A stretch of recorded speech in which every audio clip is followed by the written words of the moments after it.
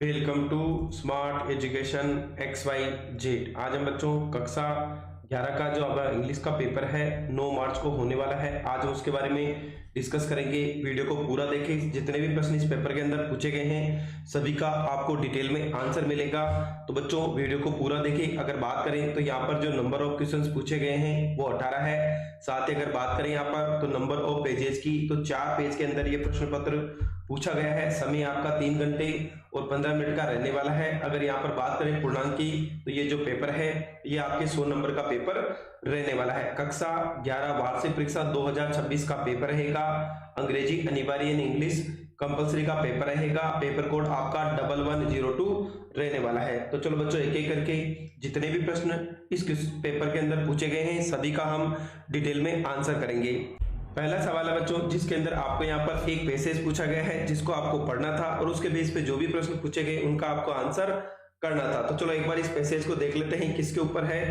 तो बच्चों यहाँ पर जो पैसेज दे रखा है ये है the culture of Rajasthan is very different and unique. The unique mixture of diverse topography, history and curious lifestyle is what gives Rajasthan culture its rich heritage. The rich culture in Rajasthan is visible in each and every aspect of the state. The colorful dresses have many jewelry and the political mansions and havens. The diverse and joyous festivals and fair all are symbols of the rich and the unique culture of the Rajasthan. तो बच्चों मैं आपको इसको हिंदी बता देता हूँ क्या क्या पूछा गया है। तो यहाँ पर बोला गया है कि राजस्थान की संस्कृति अत्यंत विशिष्ट और अनूठी है। विविध भूभाग, इतिहास और अनोखी जीवन शैली का अनूठा मिश्रण है। राजस्थानी संस्कृति को समृद्ध विरासत प्रदान करता है। राजस्थान की समृद्ध संस्कृति राज्य के हर पहल में झलकती है। रंग बिरंगे वस्त्र, भारी आभूषण, आलीशान महल और हवेलियां, विविध और आनंदमय त्योहार एवं मेले, ये सभी राजस्थान में समृद्धि और अनूठी संस्कृति की प्रतीक है। राजस्थान में लोगों की नीरस और कठिन जीवन शैली में यहाँ होने वाले अनेक मेले और त्योहारों का थोड़ी रौनक आ जाती है। साथ ही यहाँ पर बोला गया है कि यहाँ के लोग जीवन के साधारण सुखों का आनंद केवल हर अवसर और आयोजन के भव्य तरीकों से मनाकर ही उठाते हैं। साथ ही मेलों और महत्वपूर्ण कोई भी त्योहार चाहे छोटा हो या बड़ा उत्साह और उमंग से मनाया जाता है। मेले और महत्वपूर्ण त्योहारों को दौरान राजस्थान रंगों और चहल पहल से खिल उठता है। मानसून का मौसम भी उत्सव और धूमधाम का समय है क्योंकि राजस्थान में बारिश का एक उत्सव अवसर मनाया जाता है। राजस्थान में सबसे अधिक बोली जाने वाली भाषा हिंदी है। यहाँ के लोग राजस्थानी और मारवाड़ी भाषा भी बोलते हैं। हिंदी राज्य की एकाधिक भाषा है। यहाँ के लोग बहुत धार्मिक और रीति रिवाज और परंपराओं पर अपनी श्रद्धा का पालन करते हैं। तो बच्चों ये राजस्थान की कल्चर के ऊपर पूरा आपको एक पैसे दिया गया था जिसके बेस पे हमें यहाँ पर जो भी क्वेश्चंस पूछे गए उनका आंसर करना था। तो चलो एक एक करके क्वेश्चंस का आंसर करने का प्रयास करते हैं। पहला प्रश्न है the living conditions of the Rajasthan people is. तो यहाँ पर बोला है राजस्थान के लोगों की जीवन परिस्थितियां किस प्रकार की है वो आपको बतानी है। तो यहाँ पर है डल और हार्श, यानी क्या हो गया बच्चों यहाँ पर जो इनकी लाइफ है वो कैसी है बच्चों, एक तो डल है और क्या है बच्चों यहाँ पर हार्श है, यानी अगर बात करें नीरस और कठोर। अगला make the life of the Rajasthan people colourful, कि राजस्थान के लोगों को जीवन को रंग बनाता है। कौन सी चीज है बच्चों, वो है large number of fairs and festival, यानी बहुत सारे त्योहार की बात की जा रही है और मेलों की बात की जा रही है। अगला है people of the Rajasthan follow all routines and traditions piously because they are. Rajasthan के लोग सभी रीति रिवाजों और परंपराओं का पूरी श्रद्धा से पालन करते हैं क्योंकि बच्चों ये क्या है, रिलीजियस यानी धार्मिक है। The most commonly language spoken in Rajasthan is. तो वो कौन सी भाषा सबसे ज्यादा बोली जाती है, वो है बच्चों यहाँ पर हिंदी भाषा को सबसे ज्यादा बोला जाता है। अगले प्रश्न है what are the symbol of the unique culture of the Rajasthan. इस प्रश्न के अंदर आपको बोला गया है कि राजस्थान संस्कृति का उसकी समृद्ध विरासत क्या प्रदान करती है वो आपको यहाँ पर बताना है। उसका सिंबल क्या है वो आपको यहाँ पर बताना है।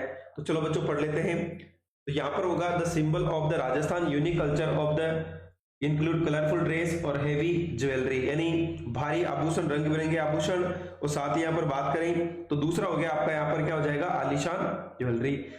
Political mansion and havelis and diverse joyous festival and the fair, यानी क्या क्या चीजें हैं कि राजस्थान के अनूठी संस्कृति के प्रतीक रंग बिरंगे वस्त्र हो गया, आभूषण हो गया, आलीशान महल, हवेलियां, विविध आनंदमय त्योहार और मेले शामिल है।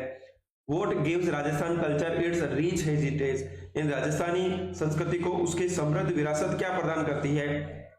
The unique mixture of the diverse topography, history and a curious lifestyle is what gives Rajasthani culture its rich heritage, यानी विविध भूभाग, इतिहास और अनोखी जीवन शैली का अनूठा मिश्रण है। राजस्थानी संस्कृति को उसकी समृद्ध विरासत प्रदान करता है। अगला प्रश्न है कि what important role do fairs and festival play in the life of the Rajasthan people. तो यहाँ पर बोला गया है कि राजस्थानी लोगों के जीवन में मेले और त्योहार महत्वपूर्ण भूमिका क्यों निभाते। Fairs and festivals make the dull and harsh living conditions of the people more colourful and lively. They provide a way for people to enjoy the simple pleasure by celebrating every occasion on a grand scale. कि मेले और त्योहार लोगों के नीरस और कठिन जीवन को रंगीन और जीवन बना देते हैं। ये त्योहार हर अवसर को भव्य तरीके से मनाकर लोगों को जीवन के सरल सुखों का आनंद देने में अवसर प्रदान करते हैं। What languages are spoken in the Rajasthan. Rajasthan के अंदर कौन कौन सी भाषा बोली जाती है। हिंदी, राजस्थानी और Marwari. Mention of the following language of the state. तो कौन सी लैंग्वेज है राजस्थान की, यहाँ पर बात करें ऑफिशियल लैंग्वेज है हिंदी। अगला प्रश्न आपको यहाँ पर बोला गया है, उसके बाद यहाँ पर पहले की बात करें तो उसके बाद बोला मेंशन कि choose from the passage the made means being the only one of its type. तो यहाँ पर बोला गया है अपनी तरह का एकमात्र होना, उसको क्या कहा जाता है। तो वो कहलाएगा बच्चों आपका यूनिक। क्या हो जाएगा यहाँ पर, यूनिक यानी अलग ही हो, जिसको हम बोलते हैं हिंदी में अद्वितीय। क्या हो जाएगा यहाँ पर, अद्वितीय। दूसरी बात करें यहाँ पर तो दूसरा जो पैसेज है वो आपको शिवाजी के ऊपर दिया गया है कि Shivaji the great was a very wise and brave king when Aurangabad impressed him a Agra to thought of a clever plan a escape from there in 1666 at this the whole of the Maharashtra was filled with the great joy। यहाँ पर आपको बोला गया कि महान शिवाजी का अत्यंत बुद्धिमान और वीर राजा थे। वह औरंगजेब को उन्हें आगरा में कैद किया तो उन्होंने शिवाजी की एक चतुर योजना बनाई और 1666 में वहां से भाग गई। पूरे महाराष्ट्र में खुशी की लहर दौड़ पड़ी। वहां दूसरी ओर औरंगजेब क्रोधित हो गया। उसने शिवाजी के साथ किए गए सभी समझौतों को तोड़ दिया, मराठा साम्राज्य का कई तरह से परेशान करना शुरू किया। शिवाजी यह सब चुपचाप नहीं देखते रहे, उन्होंने तुरंत उचित कदम उठाने का फैसला किया। उन्होंने प्रताप राव गुर्जर और निराजी रावजी और अपने बहादुर और भरोसेमंद सेनापतियों को सलाह दी कि अपने सेना संगठित करें। औरंगजेब के हाथों से एक एक करके किले छीनने शुरू किए। मराठा सैनिक शिवाजी के लिए मरने को तैयार थे। उन्होंने बहादुरी और दृढ़ संकल्प के साथ मुगल कब्जे से एक एक करके किले वापस लेने में मदद की। जनवरी 1670 में स्थिति कुछ ऐसी थी कि हालांकि शिवाजी की सेना ने दक्कन के कई किले जीत लिए थे, लेकिन अपनी माता जीजाबाई रणनीतिक रूप से महत्वपूर्ण कोडान किले को वापस पाने के लिए उतनी ही चिंतित थी। उन्होंने शिवाजी से कहा, शिवाजी मुझे कोंडला किला इसके महत्व के कारण प्रिय है, अब इसे मुगलों से वापस नहीं आया तो मेरे दिल कभी चैन नहीं करेगा। औरंगजेब ने शिवाजी को देखो आगे बोला गया कि where was Shivaji impressed by the Aurangzeb, यानी औरंगजेब ने शिवाजी को कहां पर कैद किया था। तो वो होगा बच्चों यहाँ पर आगरा। कहां पर कैद किया था, उन्होंने आगरा के किले के अंदर उनको कैद किया था। अगला है यहाँ पर तीसरा ऑप्शन है कि when Aurangzeb began to trouble the small Maratha kingdom Shivaji. Aurangzeb ने छोटे मराठा राज्य को परेशान करना क्यों शुरू किया था। Decided to take suitable step to face the Mughals. तो यहाँ पर होगा ऑप्शन नंबर सी कि उन्होंने क्या किया, मुगलों का सामना करने के लिए उचित कदम उठाए। अगला है was equally anxious to get back the strategic fort, कि किले के वापस पाने के लिए समान रूप से उत्सुक थे। कौन सा किला है बच्चों, वो होगा आपका कौन थी, जीजाबाई थी, जो क्या चाहती थी, गोंडवाना का किला। वो type of king was Shivaji the great, यानी शिवाजी किस प्रकार के राजा थे वो आपको यहाँ पर बताना है। तो यहाँ पर आ जाएगा the Shivaji was a wise and brave, यानी क्या थे बच्चों, वाइज यानी बुद्धिमान भी थे, ब्रेव यानी क्या थे, बहादुर भी थे। अगला है कि how did Shivaji come out of the prison of the Aurangzeb, Shivaji Aurangzeb के कैसे किस प्रकार से बाहर आए। ही thought a clever plan and escape from the prison of 1666, यानी उन्होंने एक चतुर योजना बनाई और 1664 में बाहर आ गए। What did Shivaji do to get back his fort, Shivaji ने अपने किले वापस पाने के लिए क्या किया। He consulted his brave and trusted general, organise his own force and began to wrest fort after for the hands of the Aurangzeb, कि उन्होंने बहादुर और भरोसेमंद जनरलों से सलाह ली, सेना संगठित की और औरंगजेब के हाथों से एक एक करके सारे किले छीन लिए। What happened the Maratha to recover the fort, इन बातों ने मराठा को किले वापस पाने में मदद की। The bravery and determination of the Maratha soldiers who were willing to die for Shivaji help their recover the fort, Shivaji की रक्षा करने के इच्छुक मराठा सैनिकों की बहादुरी और दृढ़ संकल्प ने उन्हें किले वापस दिलाने में मदद की। Why did Shivaji and Jijabai value for the fort of Kondana, कि शिवाजी और जीजाबाई के कोंढाणा के किले को इतना महत्व क्यों देते थे? They valued it because of its strategic importance. Jijabai felt her heart about never to address until it was taken back from the Mughals. उसे इसकी रणनीतिक महत्वता के बारे में पता था। जीजाबाई लगता था कि जब तक इसे मुगलों के वहां पे नहीं लिया जाता तब तक मन में शांति नहीं मिलेगी। Write the opposite word of the coward. Coward का मतलब होता है बच्चों यहाँ पर कायर। क्या होता है? कायर। तो इसका उल्टा क्या हो जाएगा यहाँ पर? बहादुर। यानी अपोजिट वर्ड बताना था। कोवार्ड यानी कायर, ब्रेव यानी बहादुर। Find the from the passage similar word nervous. बच्चों यहाँ पर अगला जो वर्ड दिया गया था nervous.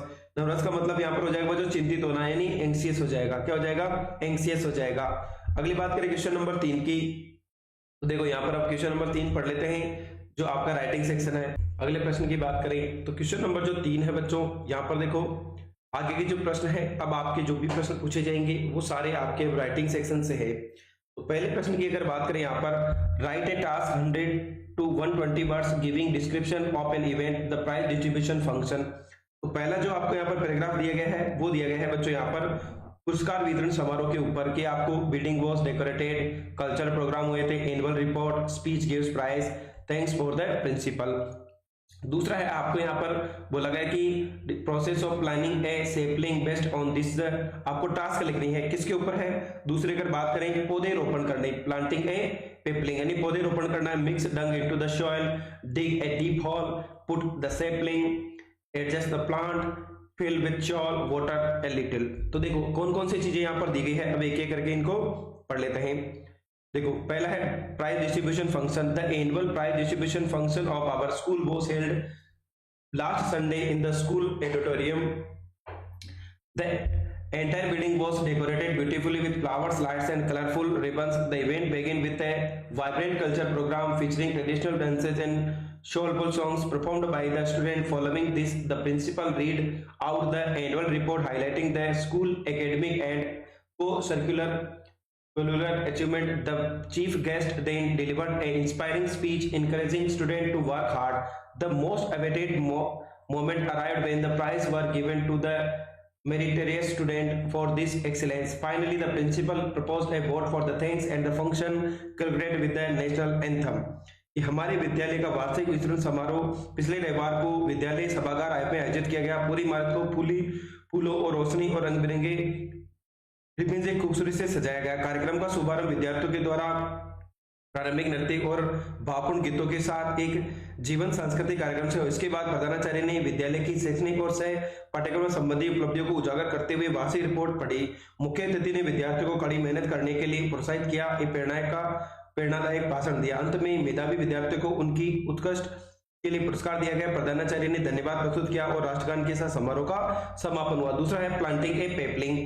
Planting a sapling is a simple yet vital task for the environment. To begin, select a suitable spot of mixed dig into the soil to ensure it is nutritious. Next, dig a deep hole that is twice as wide. The root ball of the plant, carefully put the sapling into the center of the hole. It's important to adjust the plant so that is stand upright. It is a correct depth and polished. Fill in the hole with the soil, presenting it down gently to remove air pockets. Finally, water the plant a little to help the roots settle into their new home. Regular care and watering will ensure the sapling grow into the health tree.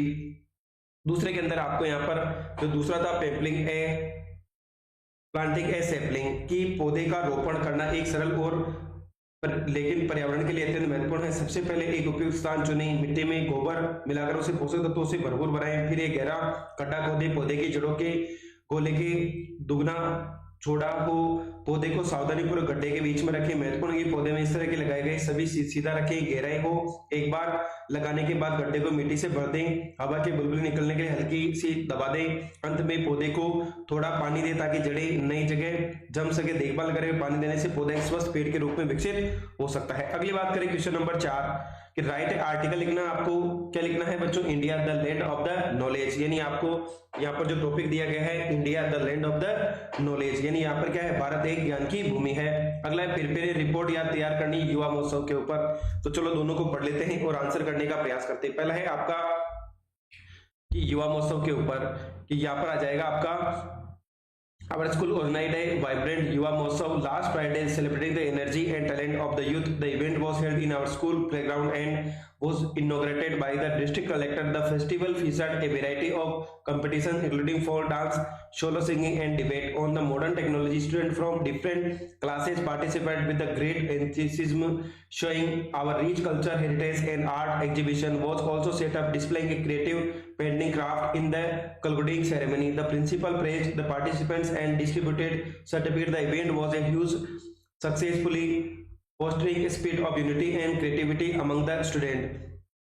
तो यहाँ पर आपको बोला गया कि विद्यालय में युवाओं की ऊर्जा और प्रतिभा का जश्न मनाने के लिए पिछले शुक्रवार को जीवन युवा महोत्सव का आयोजन किया गया। यह कार्यक्रम विद्यालय के खेल के मैदान में आयोजित किया गया। इसका उद्घाटन जिला कलेक्टर के द्वारा किया गया। इस महोत्सव में लोक नृत्य, एकल गायन और प्रौद्योगिकी, आधुनिक प्रौद्योगिकी, वाद विवाद सहित कई प्रतियोगिताएं आयोजित की गई। विभिन्न कक्षाओं के विद्यार्थियों ने बड़े उत्साह के साथ भाग लिया, हमारे समृद्ध सांस्कृतिक विरासत का प्रदर्शन किया। रचनात्मक चित्रों और शिल्प कलाओं का एक कला का प्रदर्शन किया गया। समापन समारोह में प्रधानाचार्य ने प्रतिभागियों की सराहना की और प्रमाण पत्र भी वितरित किए। यह कार्यक्रम एक बड़ी सफलता और विद्यार्थियों के बीच एकता और रचनात्मकता की भावना को बढ़ाता है। दूसरा है land of the knowledge. India has been recognised as the land of the knowledge since ancient time. It was home the world renowned universities like Nalanda and Takshashila, which attracted scholars from across the globe. Our centers contributed significantly a various fields. The concept of zero and the foundation of Ayurveda and yoga right here. This rich intellectual heritage is rooted in the Vedas and Upanishadwad in the modern era. In continues his legacy through the dominance of information technology, space exploration and medicine. With a massive pool of young talent and premier institutions, India is reclaiming its status as a global leader. Education and wisdom remain the pillar of our nation is progress and identity. तो दूसरा जो यहाँ पर जो बच्चों पहला वाला था the land of the knowledge, कि भारत क्या है, ज्ञान की भूमि है, कि भारत में प्राचीन काल से ही ज्ञान की भूमि है रूप में मान्यता प्राप्त है। नालंदा और तक्षशिला जैसे विश्व प्रसिद्ध विश्वविद्यालय का केंद्र होने के नाते यहाँ विश्व भर के विद्वान आते थे।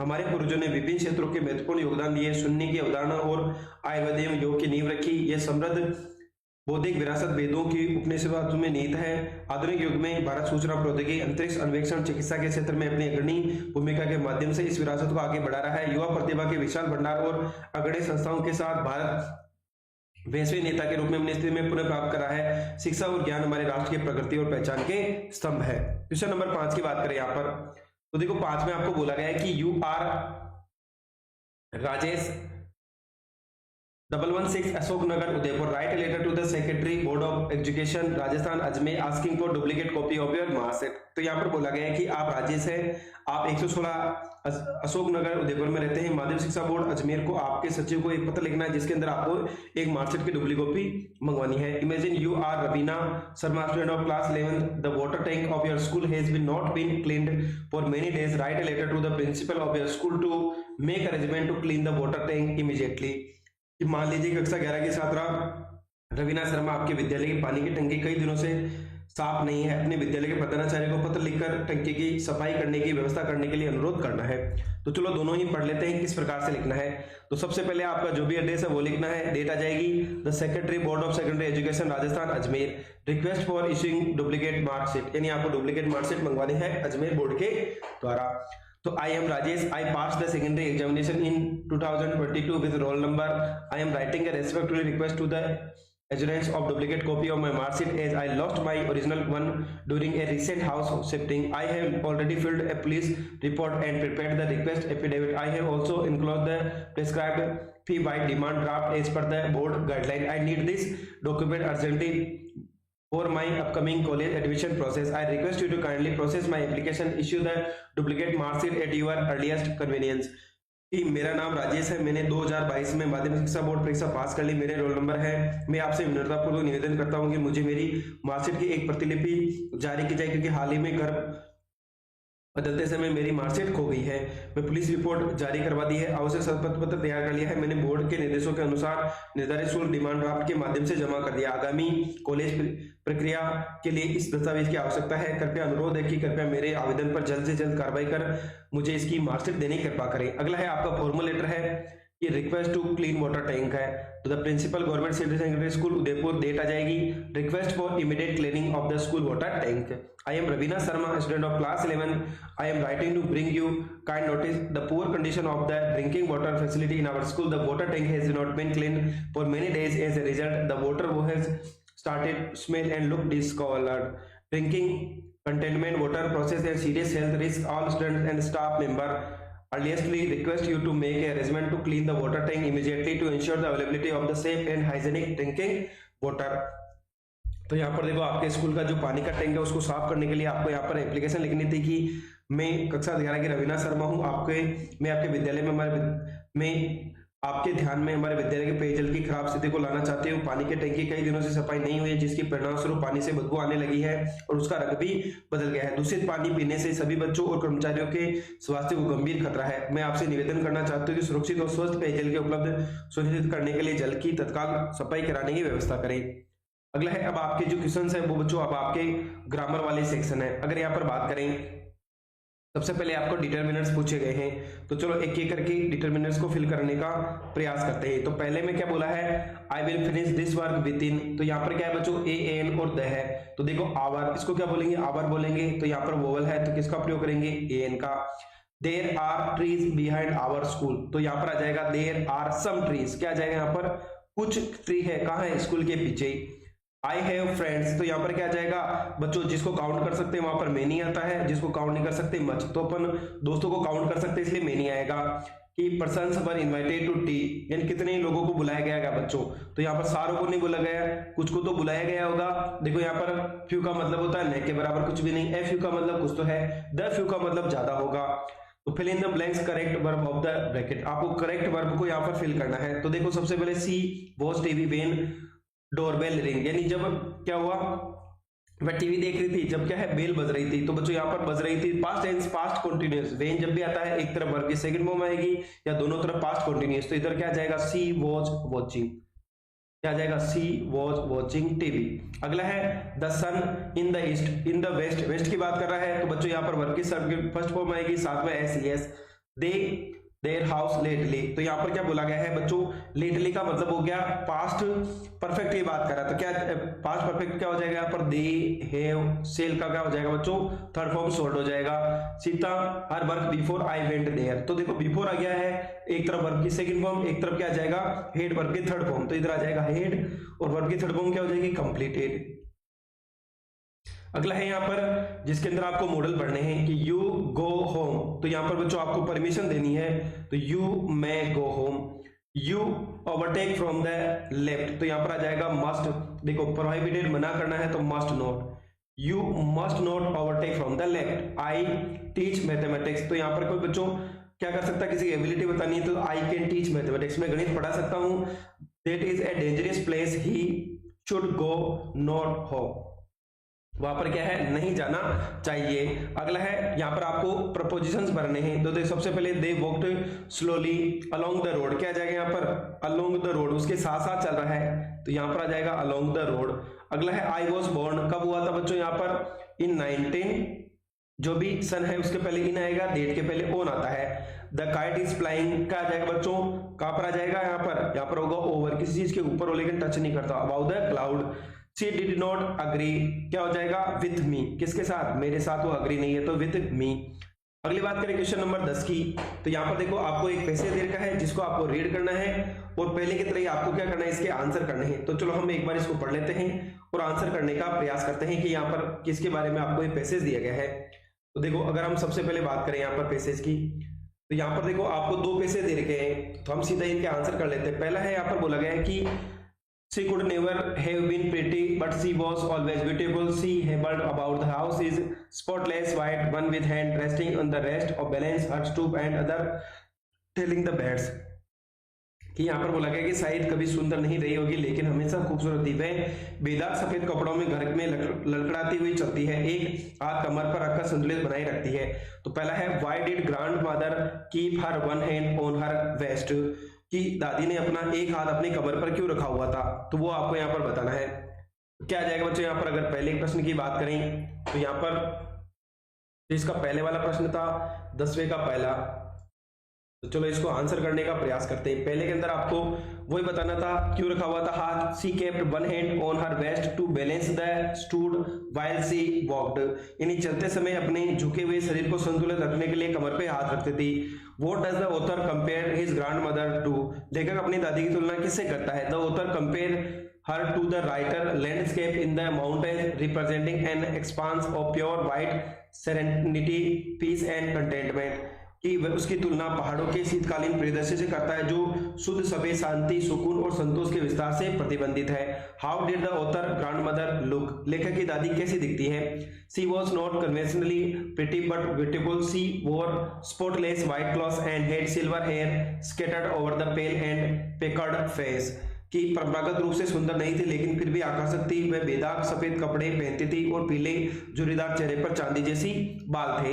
How did the grandmother used to pray, दादी माँ किस प्रकार प्रार्थना करती थी। She prayed by continuously moving her lips in inaudible prayer while simultaneously telling the beads of her rosary, कि वह लगातार होठों को हिलाती हुई बिना आवाज किए प्रार्थना करती थी, साथ ही साथ अपनी माला के मानकों को गिनती रहती थी।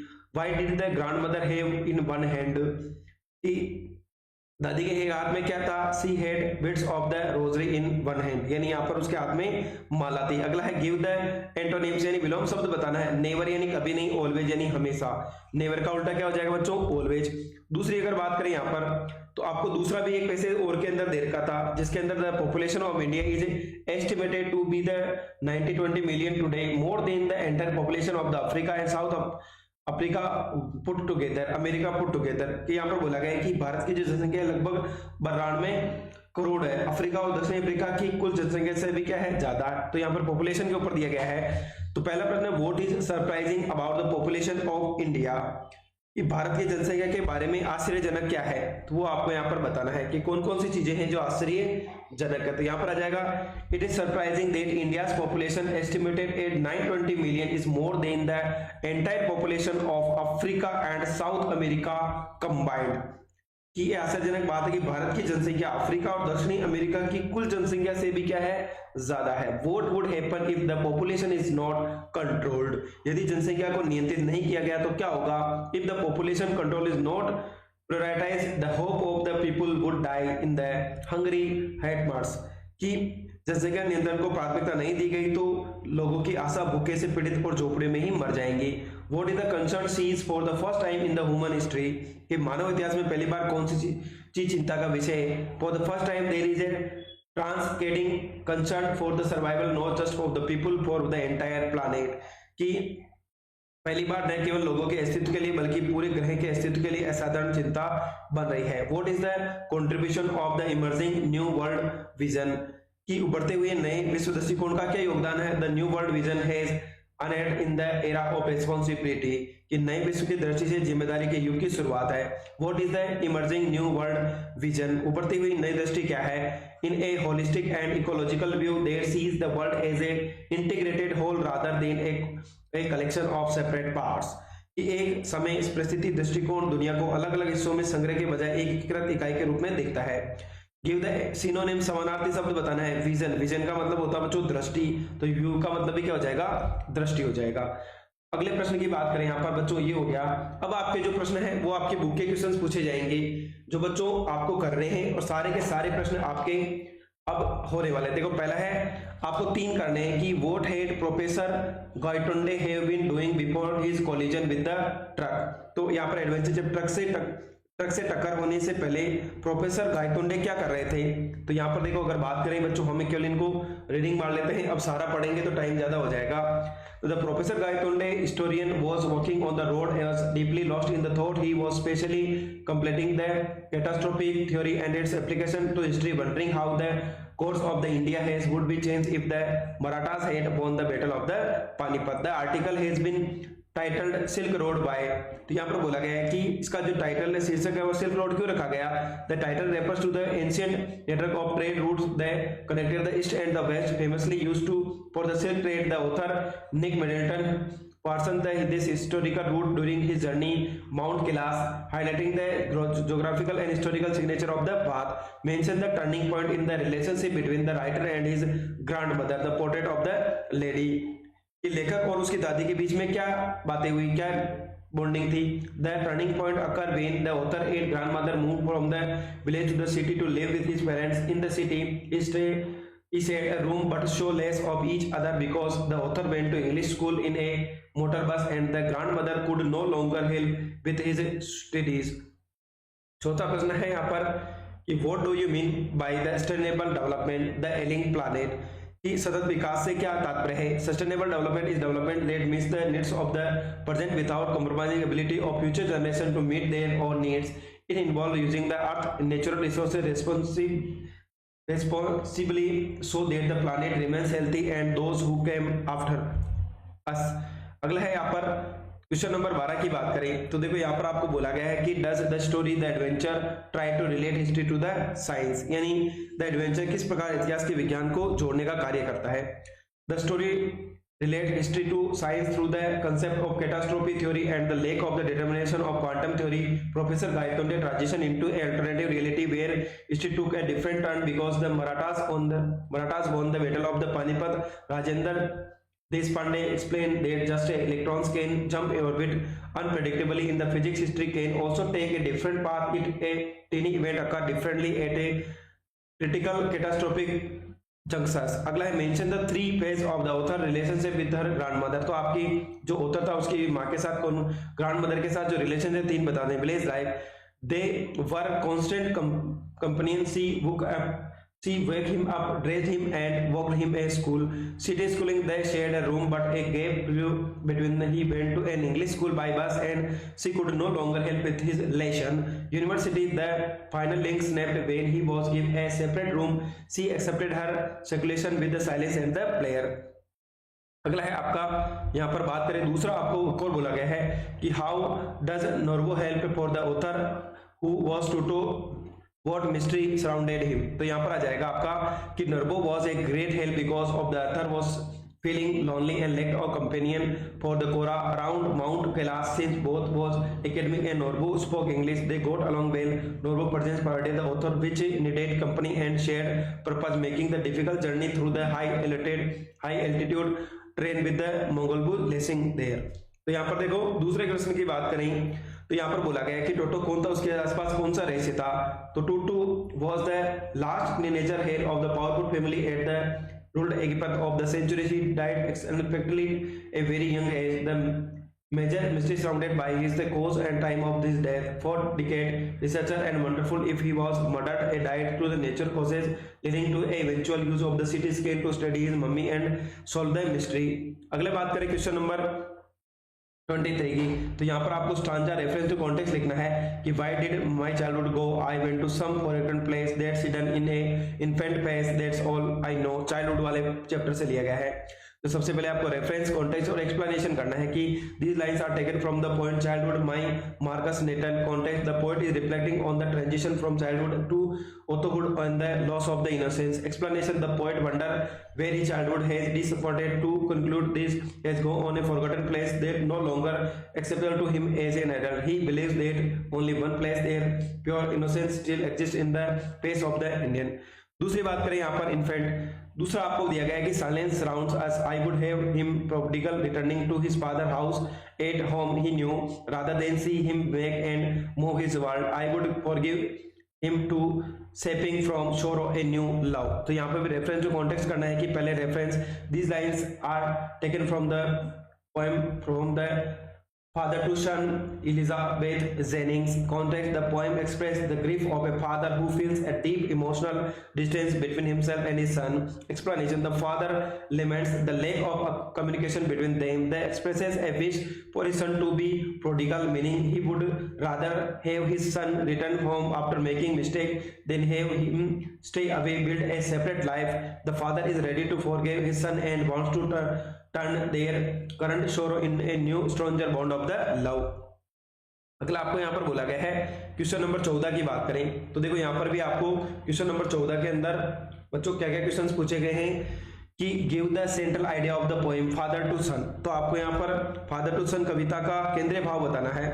The poem highlight the generations gap lack of the communication between the father and the son despite living together they are like stranger and the father deeply despite the breach of this emotional distance. दूसरा है why did the poet release about the adult, childhood की बात कर रहा है कि कवि के वयस्कों के बारे में क्या बताया है। The poet realised that the adult age hypocrites, they preach about love and kindness but do not act accordingly, see that their public persons are very different from their private actions। तीसरा है what happened when the goldfish enter the thickness the luckerman top, कि goldfish गड़ी झाड़ियों में प्रवेश करता है तो क्या। when the goldfish enter the thick leaves the silent tree comes alive with a machine of the noise, the young one start chirping and printing causing the entire tree to damping and thrill। अगला प्रश्न है question number 15। What is the poet feeling towards childhood, यानी कवि की बचपन के प्रति क्या भावना थी। तो यहाँ पर आ जाएगा the poet Markus Natten view childhood as a period of innocence and purity that is long as grew up, he feels a sense of confusion and longing trying to identify the exact moment he become a adult, whether it was when they realized adult and hypothetical and when they gained his own independent thought to him childhood is hidden stage show now only exists in the innocent face of the infant। what is the energy of the father in what way is ready for the companies, कि यहाँ पर बोला गया कि पिता की पीड़ा क्या है, वह किस तरह से समझौता करना चाहते हैं। the father's agony is to profound silence and alienation between him and his son, he mourns loss of his bond they shared when she was small, he is ready to compromise by the forgiving his son and welcoming him back even if son has been prodigal, he is willing to cast aside his anger, build a new relationship based on the mutual love। Question number 16 है, यहाँ पर आपको बोला गया है 16 के अंदर कि O God I have done something real at last, why did Andrew utter such words, कि हे भगवान मैंने आखिरकार कुछ असली काम किया है, एंड्रयू ने ऐसे शब्द क्यों कहे थे। तो यहाँ पर आ जाएगा Dr. Andrew mentioned uttered these words after successfully reviving a stillborn baby after a long desperate struggle using both traditional and intensive medical method. He child finally breathed. This success felt like a personal and professional trump for the Andrew, making him feel that he had finally done something truly meaning with his medical knowledge। Narrate the tale of the melon city in your own words, खरबूजे के शहर की कहानी अपने शब्दों में लिखे। The poem is state about a just and passive king who order a art to the build when the arch knock off his crown, he order executions due to series of the blame shifting the builders to Mason the architect, the king himself is eventually hanged because the feet of the nose, a melon city is chosen as the new king by the pool and the people are happy because the king was not interested in the business। Question number 17 की बात करें तो यहाँ पर देखो 17 के अंदर आपको बोला गया है कि आपको 3 प्रश्न करने। Why did the wisest man council, यानी सबसे बुद्धिमान व्यक्ति की क्या सलाह है। तो यहाँ पर होगा the wisest man consulted them since the arch was the one hit the king on rock was the culprit and should be found hanged.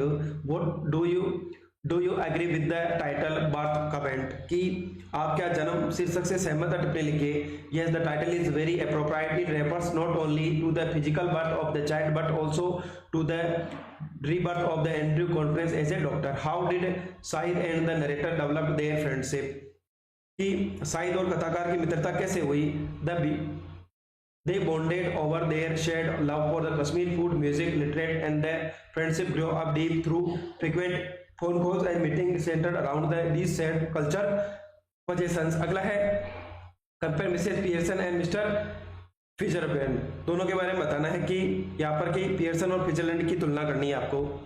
तो the Pearson is submissive, gentle and neglected by her family, in contrast Mrs Fitzgerald is strong, assertive and bold, using her strong personality to help her Mrs Pearson gain respect. अगली बात करें, आज का last question है जिसके अंदर आपको यहाँ पर 4 स्थान पूछे गए हैं कि who did the chief of the builders blame, यानी बिल्डरों के मुखिया ने किसे दोषी ठहराया था, वो आपको यहाँ पर बताना है। तो बच्चों यहाँ पर होगा ऑप्शन नंबर डी, यहाँ पर आ जाएगा वर्कमैन ने। Who was the old woman mentioned here, तो यहाँ पर बोला गया है कि यहाँ जिस वृद्ध महिला का उल्लेख किया गया है वह कौन थी, तो वो आ जाएगा बच्चों मॉर्गन्स मदर।